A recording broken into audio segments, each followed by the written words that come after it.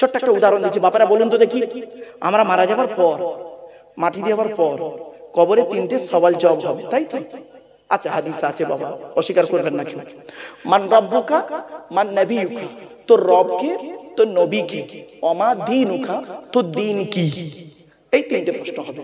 অনেকে বলেছেন তোর রব কে, তোর নবী, তোর রব কে, আর তোর দিন কি, আর মা হাজা রাসূল, এই লোকটা সম্পর্কে তোমার কি মতামত? রাসূলুল্লাহকে দেখানো হবে, এই লোকটাকে তুমি চেনো? তখন সে বলবে হা হাল আদরি, আমি চিনি না। আর যে মুমিন হবে সে বলবে হ্যাঁ, হাজা মুহাম্মাদুর রাসূলুল্লাহ সাল্লাল্লাহু আলাইহি ওয়াসাল্লাম, ইনি হলেন মুহাম্মদ সাল্লাল্লাহু আলাইহি ওয়াসাল্লাম। কিছু বুঝতে পারছেন বাবা? আচ্ছা, কবরে গেলে এই 3টে প্রশ্ন হবে তো নাকি? আর বাবা বলুন, নাকি একটা এক্সট্রা প্রশ্ন করবে, মা সিলসিলাতুকা, তো সিলসিলাটা কি? ফেরেশতারা বলবে নাকি যে তুই তাবলীগ না ফুরফুরা না বেরেলি না ওয়াহাবি না জামাত ইসলামী না আহলে হাদিস? তাহলে কবরে এই প্রশ্নটা হবে না, তাই তো নাকি? আরে ভাই বলুন না। আচ্ছা, হবে না। আচ্ছা, কোন আলেম পৃথিবীতে বলেছে আপনাদের যে কিয়ামতের মাঠে আল্লাহ এই প্রশ্ন করবে, তুই পৃথিবীতে তাবলীগ ছিলিস না ফুরফুরা না বেরেলি না ওয়াহাবি না জামাত ইসলামী না আহলে হাদিস? বলবে না। আল্লাহ যে প্রশ্ন, তাহলে যে প্রশ্নটা কবরে হবে না, যে প্রশ্ন কিয়ামতের মাঠে হবে না, ওরে মূর্খ, সেই প্রশ্নগুলো নিয়ে কেন পৃথিবীতে মারামারি করিস? অর্থাৎ যে প্রশ্ন কবরে হবে, যে প্রশ্ন কিয়ামতের মাঠে হবে, সেই প্রশ্ন নিয়ে মারামারি কর, লাভ হবে। কথাটা আমি কি বোঝাতে পারলাম? চলুন আগিয়ে যাচ্ছি, একটা একটা করে দলিল দিয়ে দিচ্ছি, বাপ চিন্তা নেই। চলো, আল্লাহ, কোন আল্লাহর কাছে মাথা নত করবো? আল্লাহ নিজেই বলছে, দেখুন, হুয়াল্লাযী আওশাকুম ওয়া জাআলা লাকুমুস সামআ ওয়াল আবসারা ওয়াল আফইদা কলিলাম মা তাশকুরুন। 18 নম্বর পারা 6 নম্বর পৃষ্ঠা 4 নম্বর লাইন, সূরার নাম সূরা মুমিনুনের 78 নম্বর আয়াত। কোরআন জানিয়ে দিয়েছে কোন আল্লাহর কাছে তোরা মাথা নত করবি? যে আল্লাহ তোর মায়ের পেটের ভিতর থেকে দুর্বল করে তৈরি করেছে, শোনার জন্য কান দান করেছে, দেখার জন্য চোখ দান করেছে, সৃষ্টি জগৎকে বোঝার জন্য যে আল্লাহ তোর সুন্দর হৃদয়ে দান করেছে, কোন আল্লাহর কাছে মাথা নত করব?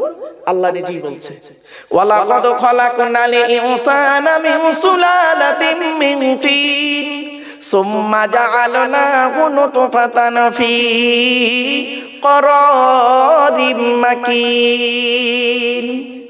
18 নম্বর পারার 1 নম্বর পৃষ্ঠার 8 নম্বর লাইন, সূরার নাম সূরা মুমিনুনের 12 নম্বর আয়াত। আমি আল্লাহ মাটির নির্যাস থেকে তোদের তৈরি করেছি, বাপ আর মায়ের মিলনের মাধ্যমে ওই পানিটাকে আমি আল্লাহ তোর মায়ের পেটের ডাইসে সুন্দর করে রেখে দিয়েছি। আর কি করেছি? সুম্মা খলাকনান নুতফাতা আলাকাতান ফাখলাকনাল আলাকাতা মুদগাতান ফাখলাকনাল মুদগাতা ইযামান ফাকাসাউনাল ইযামা লাহমা সুম্মা আনশানাহু খলকনা আখর।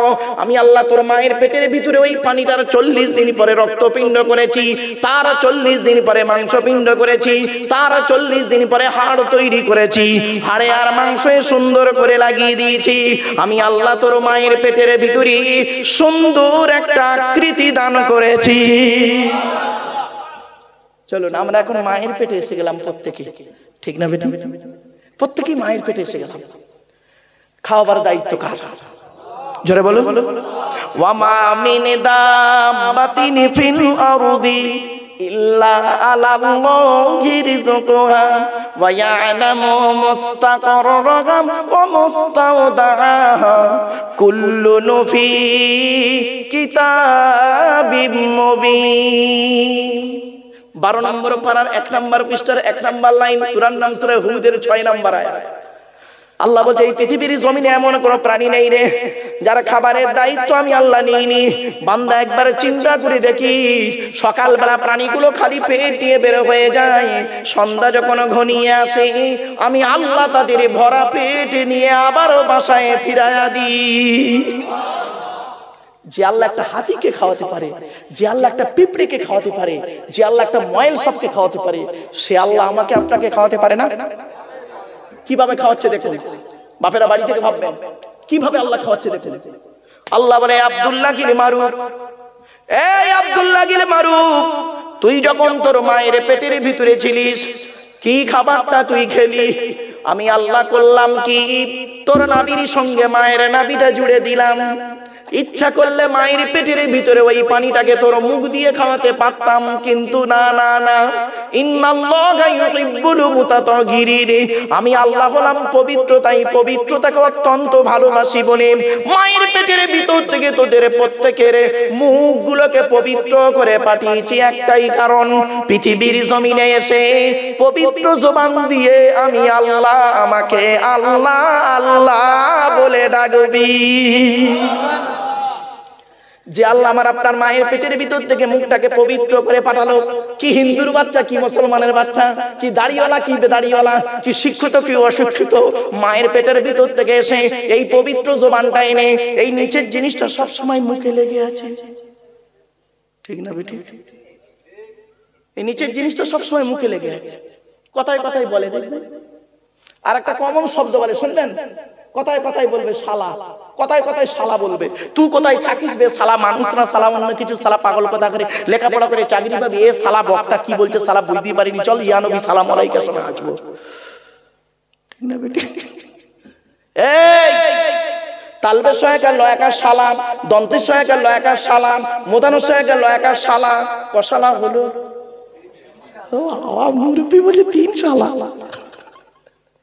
শালা বাবা একটা শালা ধরি, তালবে সহায়কার লয়াকার শালা, এ শালা মানে স্ত্রীর ভাই শালা নয়, ওটা হলো শ্যালক থেকে শালা। তালবে সহায়কার লয়াকার শালা শব্দের সঙ্গে যদি কিছু জুড়ে দেওয়া হয় মানে হয় কি শুনুন, পাঠশালা, কর্মশালা, ধর্মশালা। মাথায় কিছু ঢুকছে? এরপরে আল্লাহ বলে, বান্দা শোন, এই পৃথিবীর জমিনে তোর বাপ তোর কি ভালোবাসে, তোর মা তোর কি ভালোবাসে, তোর বাপ আর মায়ের থেকে আমি আল্লাহ তোরে লক্ষ গুণ বেশি ভালোবাসি। আচ্ছা আমি কি বললাম এক্ষুনি? বাম্মার থেকে সব থেকে বেশি কে ভালোবাসে? কে? প্রমাণ নেবেন? দেবো, এই প্রমাণটা দেবো কি? ধরে নিন বাবা, আপনাদেরকে একটা অনুরোধ করছি, একটু আগে এগিয়ে আসবেন বাবা। ফাঁকা ফাঁকা ফাঁকা ফাঁকা মতো আছে তো কেমন লাগছে? আল্লাহর কোরআনের আলোচনা তো বাবা, একটু অনুরোধ করছি বাবা, একটু আগে আগে এসে বসলে ভালো লাগে। আসলে কি জানেন, কোরআনের আলোচনা শোনার লোক কম, আমি আগেই বলেছি, ওয়াজ শোনার লোক কম, আওয়াজ শোনার লোক বেশি। তো আমার বাপেরা যারা বসেছেন আশা করি তারা এখনো ওঠেননি কেউ, আমার কপাল, আলহামদুলিল্লাহ। চলো, আমি আপনাদের কি বলেছি, বাপ আর মায়ের থেকে বেশি কে ভালোবাসে, লক্ষ গুণ বেশি কে ভালোবাসে? আল্লাহ। একটা প্রমাণ দেবো? আরে ভাই বলুন না, শুনে নিন। বাপ আর মায়ের থেকে আল্লাহ পাক রব্বুল আলামিন লক্ষ গুণ বেশি ভালোবাসে। কিভাবে দেখুন। আচ্ছা আপনাদের এই গ্রামে এমন কোন বাপকে দেখেছেন? এমন কোন বাপকে দেখেছেন কি বলুন তো দেখি? স্ত্রীর পেটে বাচ্চা আছে, বাচ্চা এখনো হয়নি, 1 মাস বাকি। ক মাস বাকি? 1 মাস বাচ্চা হতে বাকি। কোন বাপকে দেখেছেন বাজার থেকে গিয়ে ল্যাকটোজিন 1, 2 দুধ কিনে ঘরে সাজিয়ে রাখতে? কারণ ছেলে এখন হয়নি, তা কানবো কি? বাপের ধারণা কর দুধ ছেলে হোক, মায়ের দুধ ছাড়ুক, তারপরে বাজার থেকে এনে খাওয়াবো, ঠিক না বেটা? আল্লাহ বলে, আব্দুল্লাহ গিরে মারুফ, এই আব্দুল্লাহ গিরে মারুফ, তুই যখন তোর মায়ের পেটের ভিতরে ছিলিস, তোর বাপের বিশ্বাসটাই ছিল না ছেলে হবে কি মরবে কি বাঁচবে, সেজন্য তোর বাপ তোর জন্য আগে থেকে দুধ কিনে ঘরে সাজিয়ে রাখেনি। আমি আল্লাহ তোর বাপের মতো ওই রকম ভালোবাসি না। আমি আল্লাহ জানতাম রে, তুই যখন তোর মায়ের পেটের ভিতরে ছিলিস, আমি আল্লাহ জানতাম রে 10 মাস 10 দিন পরে পৃথিবীর মুখ যখন দেখবি, তোর নাভির সঙ্গে মায়ের নাভিটা কেটে দেওয়া হবে, দুধের প্রয়োজন হবে। তাই আমি আল্লাহ করেছি কি, তুই যখন তোর মায়ের পেটের ভিতরে ছিলিস, তোর মায়ের শরীরের 80 ফোঁটা রক্তকে ফিল্টার করি তুই আসার আগেই তোর জন্য তোর মায়ের স্তনের মোটাই দুধ আমি আল্লাহ আগেই পাঠিয়ে দিয়েছি। বন্ধুরে, মা কি জিনিস, বাপ কি জিনিস, জীবনে কোনোদিনই বড় বুড়ি বাম্মাকে কাঁদায়ও না, কোনোদিন বাম্মাকে কাঁদায়ও না বাপ। যাদের বাড়িতে বুড়ো বুড়ি বাম্মা বেঁচে আছে তাদের বাড়িতে আল্লাহর রহমত ঝুরি ঝরে পড়বে। আল্লাহর নবীদের পরই স্থান হলো বাপ আর মায়ের। আল্লাহর নবীদের পরই স্থান হলো বাপ আর মায়ের। অনুরোধ করে বলে যাচ্ছে, আল্লাহর কোরআনে আছে গো বাপ, আমি দলিলগুলো দিচ্ছি কোথায় কোথায় বাম্মার সেবা করতে হবে কোরআনে লেখা আছে শুনুন। আপনারা গুনতে শুরু করুন আর আমি বলতে শুরু করি। 1 নম্বর পারার 11 নম্বর পৃষ্ঠা 12 নম্বর লাইন, সূরার নাম সূরা বাকারা, ওয়াবিল ওয়ালিদাইনি ইহসানা, বাম্মার সেবা যত্ন করো। 2 নম্বর পারা 12 নম্বর পৃষ্ঠা 13 নম্বর লাইন, সূরার নাম সূরা বাকারা, ইয়াসআলুনাকা মাযা ইউনফিকুন কুল মা আনফাকতুম মিন খায়রিন ফালিল ওয়ালিদাইনি ওয়াল আকরাবিন। এই ছেলে মেয়েরা, সর্বপ্রথম টাকা পয়সা তোরা তোদের বাপ আর মায়ের পিছনে ব্যয় করবি, আল্লাহ খুশি হয়ে যাবে। আর ছেলে মাছের মাইনে পেয়ে ছেলে মানা না বউ না হুজুরের হাতে দিচ্ছে। হুজুর কোথাকারে, চাচির কলঙ্ক ভণ্ড কোথাকারে, তুই তোর পিসাবকে আগে খাওয়াচ্ছিস। যত সব মূর্খের মতো কাজ। তোর জন্মদাতা বাপকে আগে দে। কোরআন বলছে। আচ্ছা, আগে কোরআন না আগে পিসাবের কথা? বলো বলো বলো।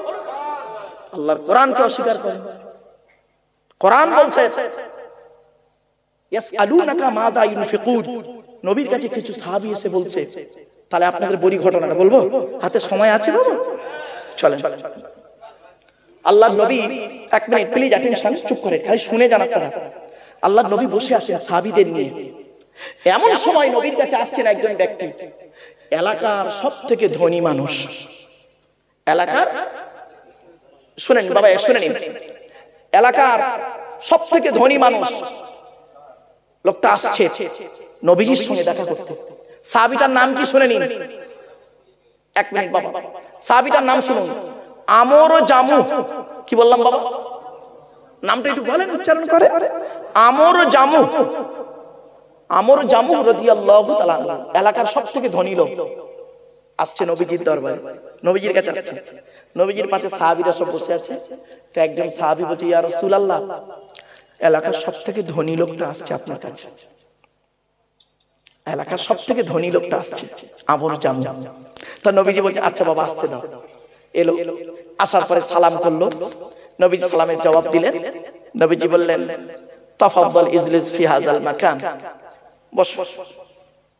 তার সাহাবীটা বসে আছে। কিছুক্ষণ পরে ওই সাহাবীটা নবীকে প্রশ্ন করছে, ইয়া রাসূলুল্লাহ, আমার একটা প্রশ্ন ছিল। বলো না, বলো বলো। তো বলছে, ইয়া রাসূলুল্লাহ, আল্লাহ আমার অনেক অর্থ দিয়েছে, টাকা পয়সা দিয়েছে। তা টাকা পয়সাগুলো কোথায় ব্যয় করে গেলে কিয়ামতের মাঠে একটু নাজাত পাবো? আপনি বলে দিন, আমি টাকা পয়সা সেখানেই দান করে চলে যাব। আচ্ছা, প্রশ্নটা আপনারা বুঝতে পেরেছেন? বুঝতে পেরেছেন? ব্যাস, উনি প্রশ্নটা করে বসে আছেন। কিছুক্ষণ পরে জিবরাইল এলেন।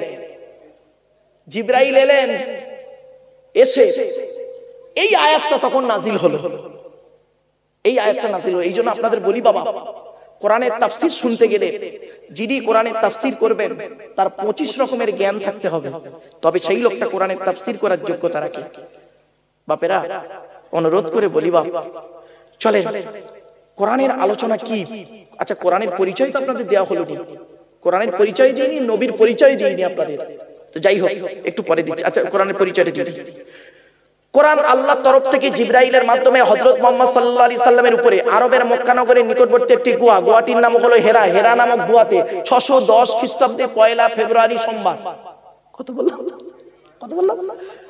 কত খ্রিস্টাব্দ? 610। কি বার? তারিখটা 1 ফেব্রুয়ারি, মনে থাকবে? 610 খ্রিস্টাব্দে 1 ফেব্রুয়ারি সোমবার কোরআন নাজিল হয়েছে। আর আজকের কত তারিখ? 2025 খ্রিস্টাব্দ আর 25শে জানুয়ারি, নাকি বাপ? 25শে জানুয়ারি কি বার? শনিবার। আজ বাড়ি থেকে মাইনাস প্লাস করবেন। 2025 25শে জানুয়ারি শনিবার, আর ওটা লিখবেন 610 খ্রিস্টাব্দের 1 ফেব্রুয়ারি সোমবার। কবে কোরআন নাজিল হয়েছে একদম তারিখ, সাল, বার সব বলে দিলাম। চলো চলো, কোরআনের প্রথম আয়াত হলো ইকরা, রিড, পড়ো পড়ো পড়ো। কোরআনে 82 জায়গায় আছে নামাজের কথা, আর 92 জায়গায় আছে লেখাপড়ার কথা। তো কোন সংখ্যাটা বেশি বাবা, 82 না 92? তাহলে লেখাপড়ায় পিছিয়ে কেন? এ মুসলমান, লেখাপড়ায় পিছিয়ে কেন? মুহাম্মদ সাল্লাল্লাহু আলাইহি ওয়াসাল্লাম এই জন্যই বলেছিলেন উতলুবুল ইলমা মিনাল মাহদি ইলাল্লাহ, দোলনা থেকে নিয়ে কবর পর্যন্ত লেখাপড়া শেখো। বাবা 1994 সাল থেকে ওয়াজ করছি, আজ আমি বয়সটা কচি নাই, সব পেকে গেছে, পাকা, এ সব পাকা। আমি মেহেন্দি করেছি বাবা, তাই একটু লাল হয়ে আছে, নইলে সব সাদা। এখনো পড়াশোনা করি, আমি এখন ছাত্র, 5টা ধর্মগ্রন্থের ছাত্র, এখন আমি একজন ছাত্র। ভালো সামান্য লেখাপড়া করে আমরা অহংকারে পেটে পড়ি, খবরদার নয় বাবা। পৃথিবীতে আল্লাহ পাক অহংকারকারীকে পছন্দ করে না, খবরদার নয় বাবা। চলুন এবার আসছি কোরআনে ইয়া আইয়ুহাল্লাযীনা আমানু আছে 88 জায়গায়। কত কত কত? কোরআনে আছে 250 রকমের হারাম। কত কত কত? 250 রকমের হারাম। বাবা মুরব্বি বাবাজি আসুন না স্টেজে, এখানে বসেন না বাবা, চেয়ারে সুবিধা হবে বাবা, আসেন আসেন না, চলে আসেন, বেচারা কষ্ট। বাবা যদি কারোর অসুবিধা হয় চেয়ারে অনেক চেয়ার আছে বাবা, স্টেজে চলে আসেন।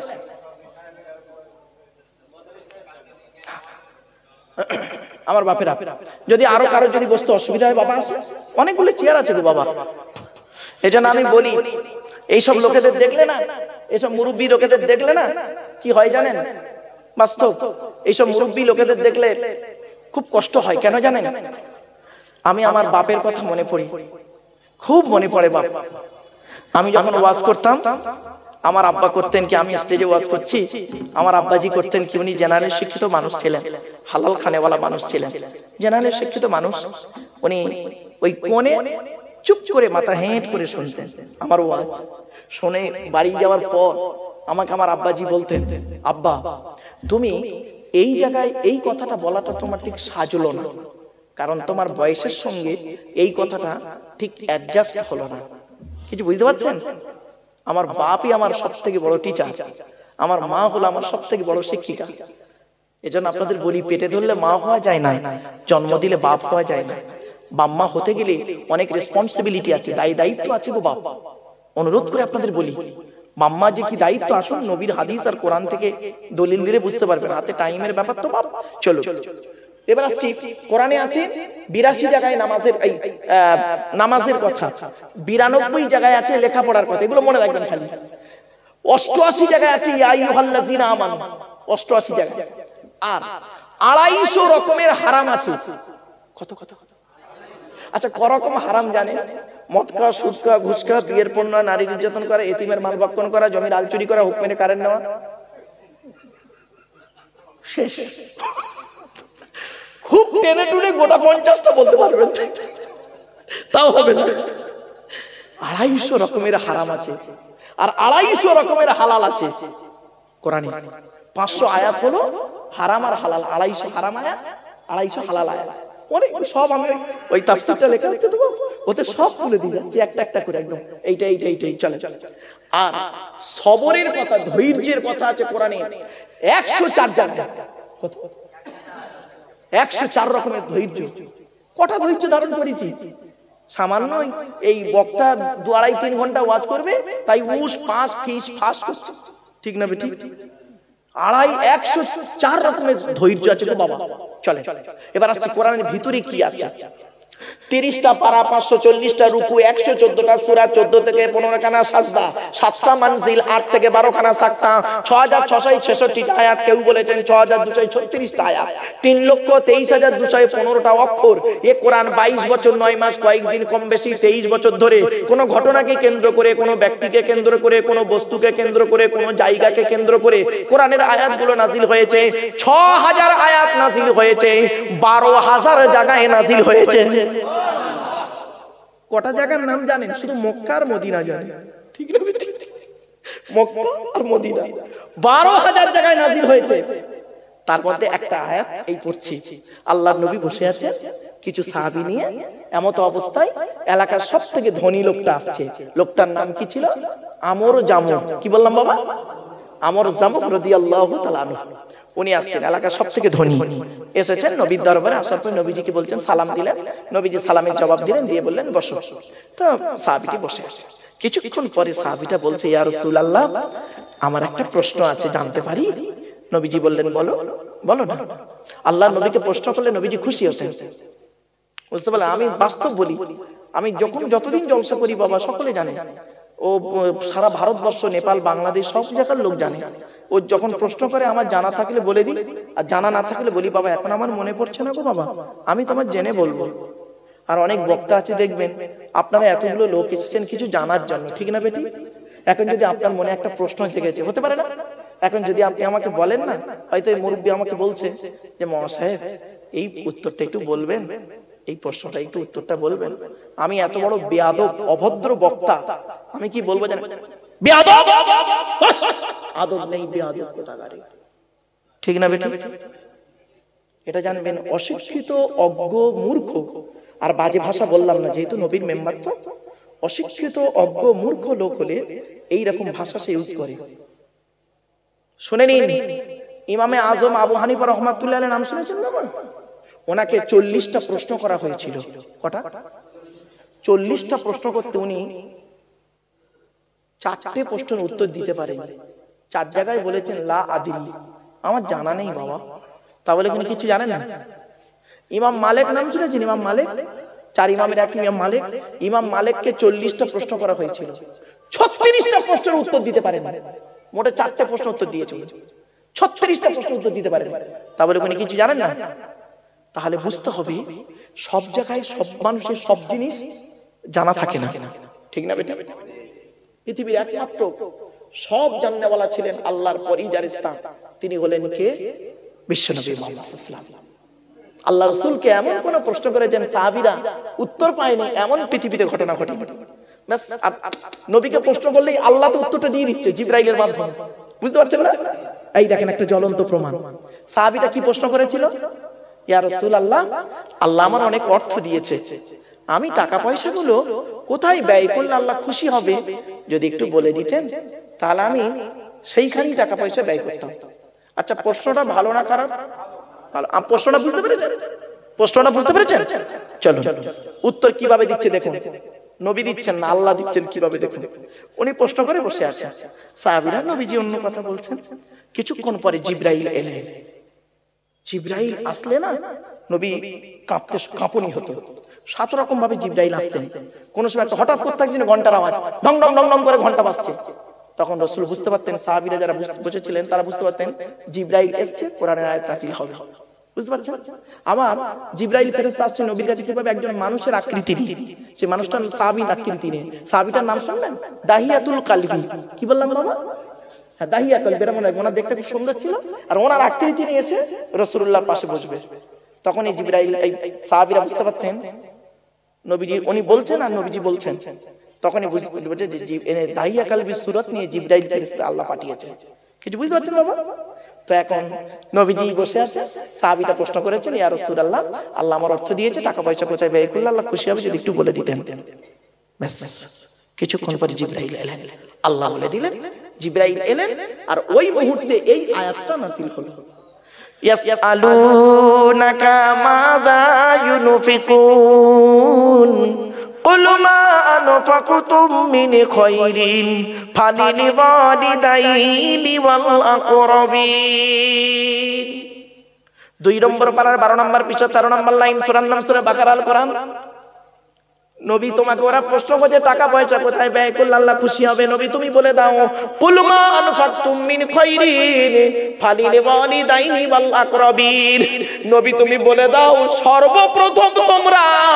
সর্বপ্রথম তোমরা টাকা পয়সা ব্যয় করবে বুড়ো বুড়ি বাপ আর মায়ের পিছনে ব্যয় করবে, আল্লাহ খুশি হয়ে যাবে। কার পিছনে ব্যয় করবেন? বলুন বলুন।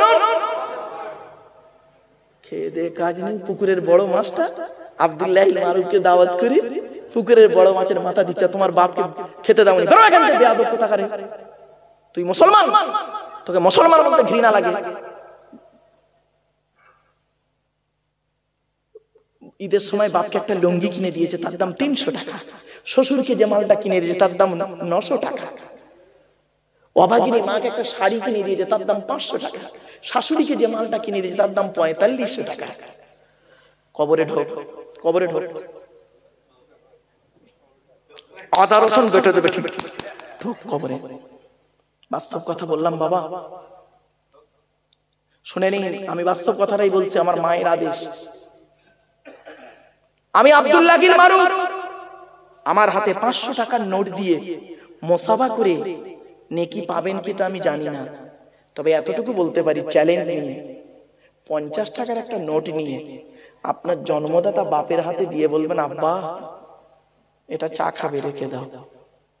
বাপ ওই টাকাটা নেবে, নিয়ে আকাশের দিকে তাকাবে, চোখ থেকে পানি গড়িয়ে পড়বে, আর অন্তর ফেটে দোয়া আসবে। ওই দোয়াটা আল্লাহর আরশে আজিমে পৌঁছে যাবে। এবার আপনি কোনটা করবেন দেখুন, বাড়ি থেকে ভাববেন। আল্লাহ রাসূল বলেছেন, আরো দেখি দলিলগুলো দিচ্ছি, শুনে নিন। কটা দলিল দেবো? আল্লাহ রাসূল বলছেন, রাদিয়াল্লাহু ফি রাদিয়াল ওয়ালিদাইন ওয়া সাকাতুল্লাহি ফি সাকাতিল ওয়ালিদাইন।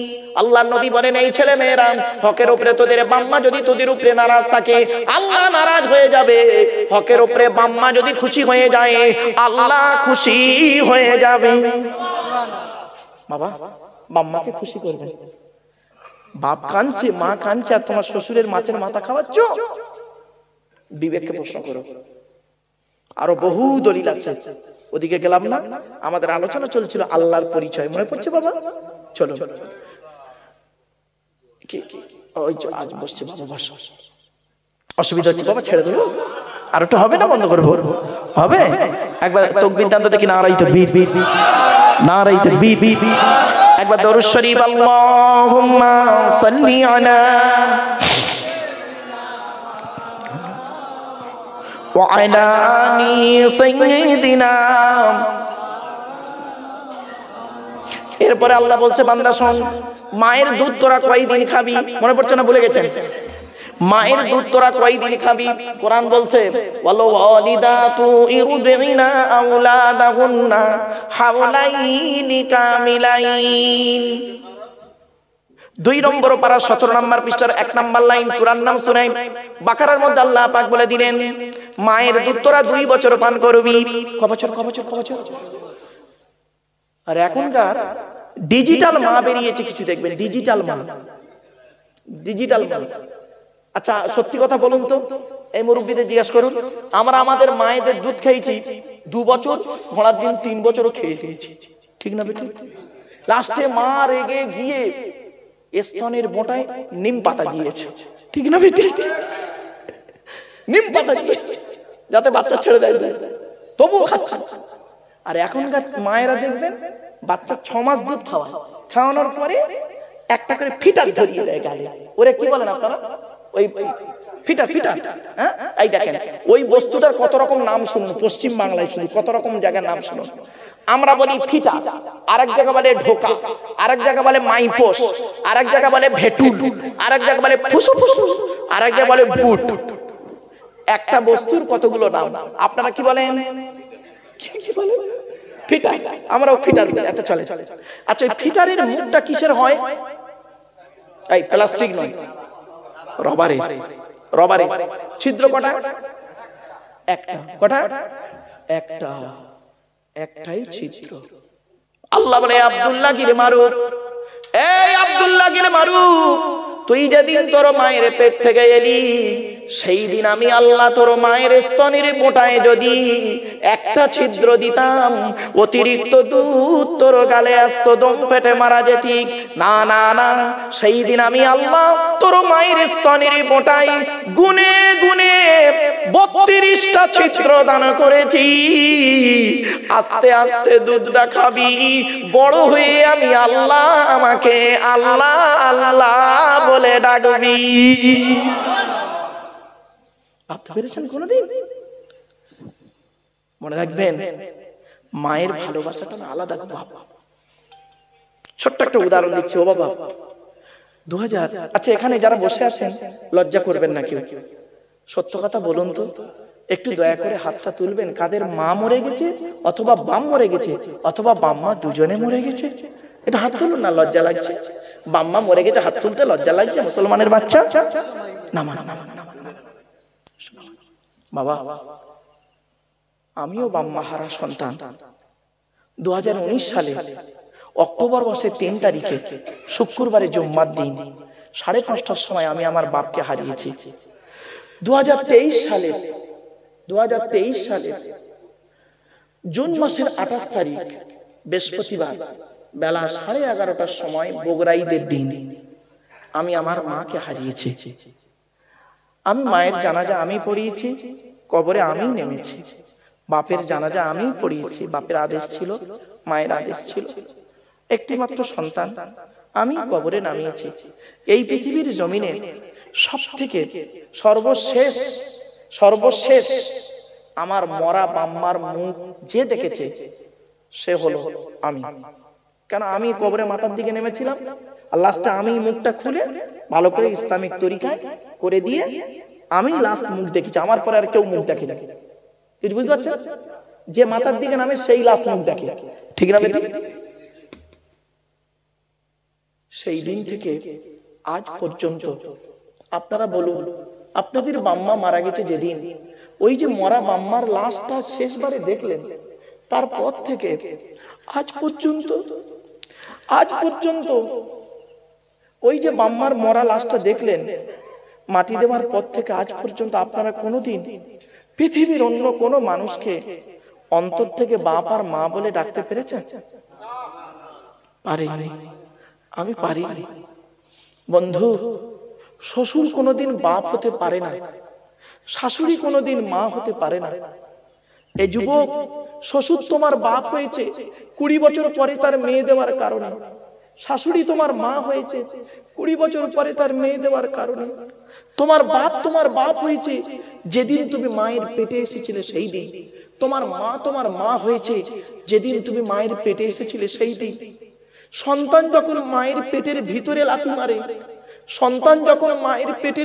লাথি মারে, মা তখন আনন্দে হেসে ফেলে, ঠিক না বেটা? আর ওই সন্তান যখন পৃথিবীর মুখ দেখে কারোর কথা শুনে মার গায়ে লাথি মারে, মায়ের চোখ ফেটে পানি পড়ে। দুটোই লাথি, একটা ছিল পেটের ভেতরে লাথি, একটা ছিল পেটের বাইরে লাথি। আমার বাপেরা, খবরদার কোনোদিন বাম্মাকে কাঁদায় না। যাদের বাম্মা মরে গেছে তাদের জন্য একটা হাদিস বলে যাচ্ছে। আল্লাহ নবী এই রাসূলুল্লাহ যখন এই কথাটি বললেন, বলার পরে সাহাবীরা হাওয়াও করে কাঁদছে। একজন সাহাবী বললেন, ইয়া রাসূলুল্লাহ, আমার মা মারা গেছে, আমি কি করব এখন? আমার বাপ মারা গেছে। আরেকজন বলল, আরেকজন উঠে ঝরঝর করে কাঁদছে, আমার বাম্মা দুজনেই মারা গেছে, আমি এখন কি করব?